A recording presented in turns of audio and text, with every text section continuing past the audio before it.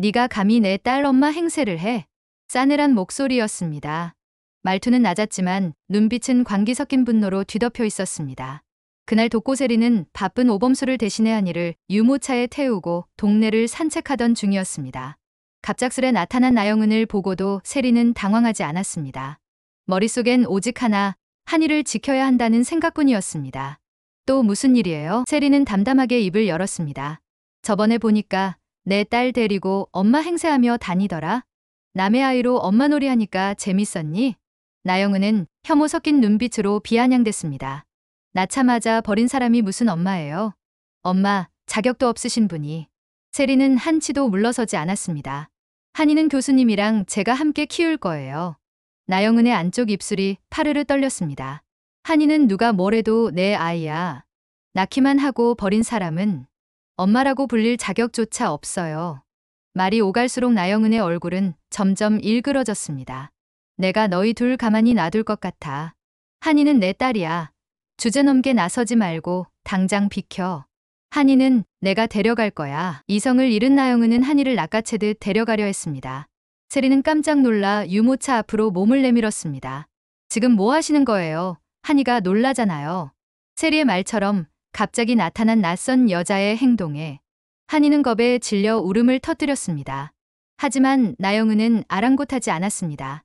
세리의 말을 무시하고 유모차에 손을 뻗었습니다. 한이야, 엄마랑 가자. 엄마랑 같이 살자. 엄마가 더 좋은데 데려가 줄게. 하지만 한이는 그녀의 손길을 거부하듯 고개를 돌렸고 울음은 더 커졌습니다. 세리는 나영은의 팔을 붙잡았습니다. 한이는 교수님과 제가 책임질 거예요.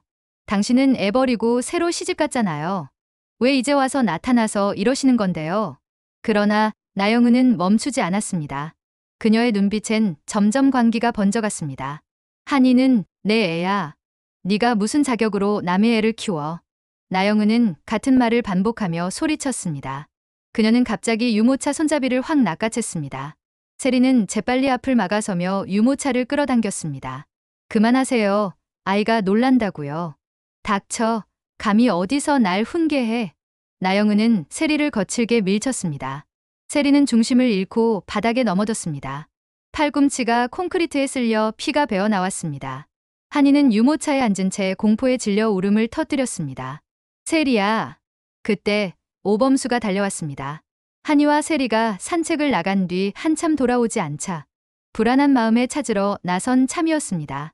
그는 곧장 세리를 일으켜 세우고 울고 있는 한이를 품에 안았습니다. 한이는 오범수의 품에 안기자마자 울음을 멈췄습니다.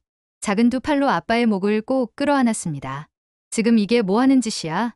오범수의 목소리엔 분노가 가득했습니다. 아이를 이렇게 함부로 데려가려는 게 말이 돼? 너 제정신이야? 나영은은 이성을 잃고 고래고래 소리쳤습니다. 한이는 내 자식이야. 내 뱃속에서 10달 동안 낳은 내 딸이라고. 니들 둘이 내 딸 데리고 행복할 줄 알았어. 천만에 절대 안 돼. 오범수는 그녀의 눈을 똑바로 응시했습니다. 분명히 말하지만 넌 한이를 버렸어. 그게 전부야. 아이가 가장 엄마를 필요로 할 때 넌 아이를 버렸다고. 이제 와서 엄마라고 불릴 자격 없어. 한이가 진짜 엄마 품이 뭔지도 모르게 만든 사람? 바로 당신이야. 오빠까지 나한테 이래? 오빠가 어떻게 나한테 이럴 수가 있어? 저 여자가 그렇게 좋아. 나영은은 씩씩대며 다가왔지만 오범수가 앞을 막아섰습니다. 다시는 한이 근처에 나타나지 마. 이번 일 절대 그냥 넘어가지 않을 거야. 접근금지 신청부터 바로 들어갈 거니까. 그 말에 나영은은 굳어버렸습니다. 그녀는 오범수가 그런 말을 입에 담을 거라곤 생각하지 못했습니다. 친모한테 접근금지라니 이게 말이 돼. 나영은의 외침에도 오범수는 단호했습니다. 앞으로 이런 일 또 생기지 않을 거라는 보장 없어. 넌 오늘 선을 넘었어. 나영은의 얼굴은 순식간에 새하얘졌습니다. 난 그냥 한이 예쁘게 입히고 맛있는 것도 먹이고 싶었을 뿐인데 그럼 상의부터 했어야지. 일방적으로 데려가겠다고 나서는 게 납치랑 뭐가 달라? 뭐라고? 지금 나보고 납치범이라고 했어. 오빠 말 다 했어. 그래, 납치. 내가 한 짓. 그게 바로 유괴야. 그리고 지금 엄마 행세하는 건 나영은 바로 너야. 이제 와서 한이 데리고 엄마 놀이할 생각이라면 그만둬. 지금 당장. 나영은은 충격에 얼어붙었습니다. 한때 자신의 말에 무조건 침묵하던 남자였기에 오범수가 이렇게까지 매몰차게 말하리라 상상도 못했습니다. 저 여자 때문이야. 나영은은 부들부들 떨며 독고세리를 향해 날카로운 시선을 던졌습니다. 세리는 조용히 피가 흐르는 팔을 감싸며 아픈 기색을 숨기려 애썼습니다. 가늘게 숨을 내쉬던 그녀를 오범수가 조심스럽게 바라보며 말했습니다. 세리야, 많이 다친 거 아니야? 미안해, 나 때문에 이런 일 겪게 해서. 그의 눈빛엔 걱정과 자책이 뒤섞여 있었습니다. 세리는 고개를 저으며 애써 미소를 지었습니다. 교수님이 왜 사과를 해요? 저는 괜찮아요. 그보다 한이가 많이 놀란 것 같아서 그게 더 걱정이에요. 한이는 아직도 오범수의 품에 안긴 채 가늘게 훌쩍이며 눈을 감고 있었습니다. 작은 두 손은 세리 쪽으로 향해 있었고 세리는 아픈 팔을 참고 조심스레 한이의 손을 쓰다듬었습니다. 두 번 다시 이런 일 겪게 하지 않을게. 정말 미안해. 오범수의 목소리는 갈라졌습니다. 말을 잇는 순간 그는 자신의 무력함에 스스로 화가 나는 듯 눈을 질끈 감았습니다. 정말 괜찮다니까요. 세리는 오히려 부드러운 말투로 말했습니다. 교수님이 이렇게 걱정해 주시니까 그것만으로 충분해요. 그러니까 한이나 잘 챙겨주세요. 전 정말 괜찮아요.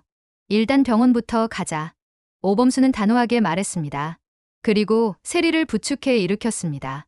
세리는 잠시 머무시다가 고개를 끄덕였고 그 순간 오범수의 팔 안에서 한이가 낮게 흐느꼈습니다. 세리는 한이를 바라보다가 조용히 미소 지으며 다정하게 말을 건넸습니다. 한이야, 괜찮아? 많이 놀랐지? 걱정하지 마. 앞으로도 늘 내 옆에 있을게. 오범수는 세리의 입에서 흘러나온 그 말 한마디에 가슴 깊은 곳이 조용히 흔들리는 걸 느꼈습니다. 독고세리의 마음이 너무나 분명하게 전해졌습니다. 한이를 자신의 딸처럼 아껴주고 사랑해주는 그 마음이 느껴져서 너무 고마웠습니다. 더불어 전처나영은 때문에 세리가 이런 일을 겪게 하다니. 지켜주지 못한 자신이 너무도 원망스러웠습니다.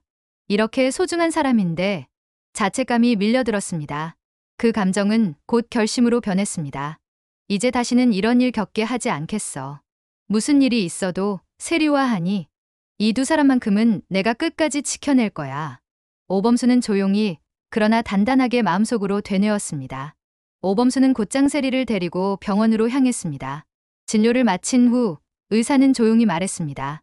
우측 팔꿈치에 심한 타박과 찰과상이 있습니다.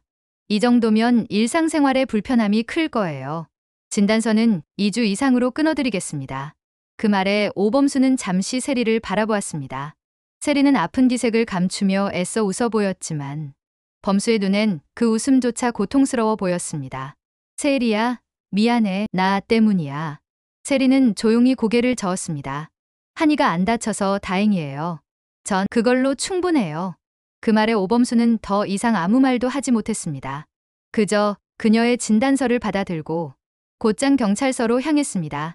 그날 밤 오범수는 변호사를 통해 정식으로 접근금지 신청을 접수했습니다. 아이를 물리적으로 데려가려 했던 정황, 피해자 폭행, 심리적으로 불안정한 상태까지 모두 명백합니다. 변호사의 말에 따라 그날 있었던 모든 상황이 경찰에 진술되었습니다. 오범수는 세리의 병원 진단서도 함께 제출했습니다. 팔꿈치의 타박상과 찰과상, 그리고 심리적 충격이 명확히 기재된 문서였습니다. 오범수는 진술서를 써 내려가며 한자 한자 힘을 실어 또박또박 적었습니다. 가해자는 아이를 일방적으로 데려가려 했으며 이를 막던 피해자를 밀쳐 다치게 했습니다. 피해자는 병원 진단 결과 2주 이상의 치료가 필요하며 아이는 심한 충격으로 밤마다 울며 잠을 깨는 상태입니다. 그리고 마지막 문장. 잠시 펜을 멈춘 그는 숨을 고르고 다시 써내려갔습니다.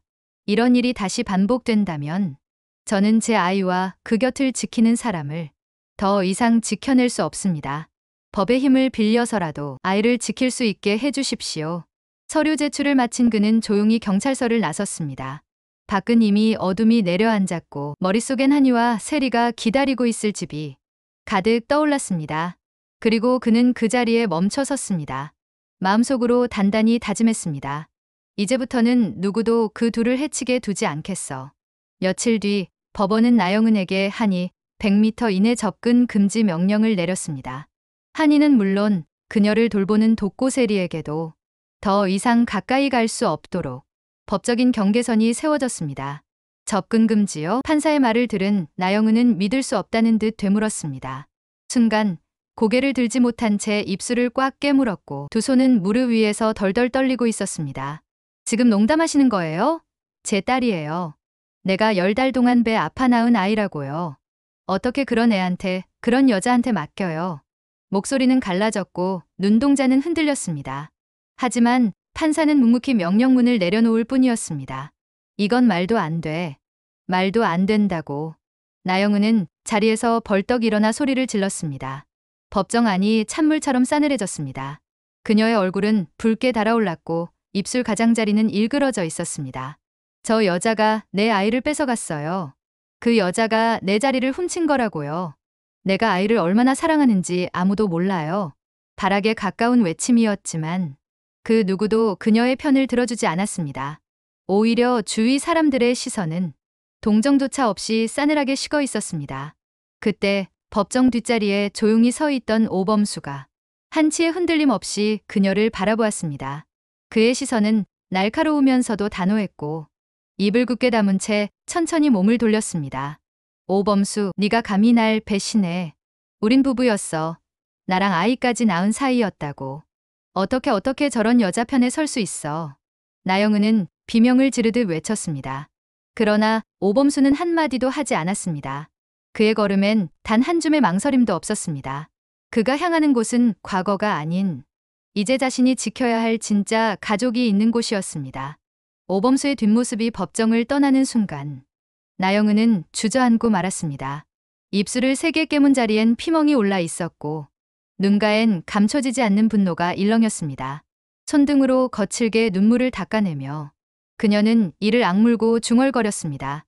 좋아, 그렇게 나오겠다, 이거지. 그럼 날 진짜 적으로 돌린 거야. 입술 끝에 걸린 미소는 더 이상 슬픔이 아니었습니다. 지독하고 집요한 복수의 서막이 시작됐음을 알리는 표정. 그 눈빛은 말하고 있었습니다. 가만히 당하고만 있진 않겠다고. 한이를 지키기 위해 끝내 법의 힘까지 동원한 오범수. 하지만 진짜 싸움은 이제부터였습니다. 과연 오범수와 독고세리는 이 예고 없는 복수의 폭풍 속에서도 서로를 지킬 수 있을까요? 드라마 모여라. 오늘 이야기는 여기까지입니다. 끝까지 시청해주셔서 진심으로 감사드립니다. 이 채널의 영상들은 저의 상상력을 바탕으로 구성된 예상 스토리이며 본 드라마의 실제 내용과는 다를 수 있습니다. 오늘 이야기가 재밌으셨다면 구독과 좋아요, 그리고 여러분의 생각을 담은 댓글도 꼭 남겨주세요. 여러분의 응원은 다음 이야기를 만드는 데 큰 힘이 됩니다. 다음 이야기를 더 빨리 보고 싶으시다면 알림 설정도 잊지 마세요. 감사합니다.